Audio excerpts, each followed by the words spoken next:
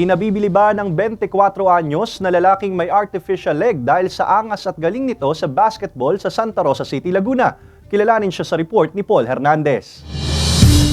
Kapag basketball ang pag-uusapan, hindi ka uurungan ng 24 anyos sa si Marco Ildeso ng Santa Rosa, Laguna. Yan ay kahit artificial na ang kanyang kaliwang paa. 2005 nang maputol ito dahil sa isang insidente. Sa tapat po ng bahay po namin, yung nangyari yung aksidente.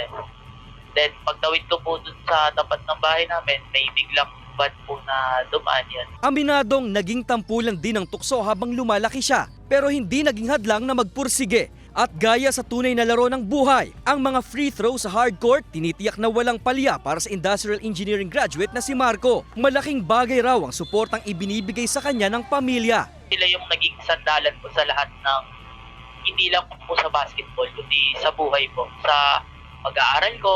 Ang kilabot na shooter at basketball superstar ng kanilang barangay, presidente pa ngayon ng samahan ng mga PWD sa kanila. Patunay na malayo-layo na rin nga ang narating ng angas at galing sa pakikipagbalyahan niya sa basketball. Yung pagpapahalaga po sa bawat pagkakataon or opportunity na dumarating po sa atin.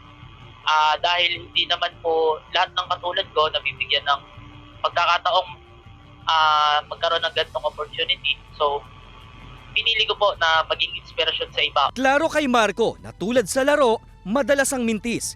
Pero pasasaan daw ba at magbubunga rin ng patuloy na depensa at ilang beses na pagsubok para makuha ang inaasam-asam na 3 points sa buhay. Paul Hernandez, Balitang Southern Tagalog.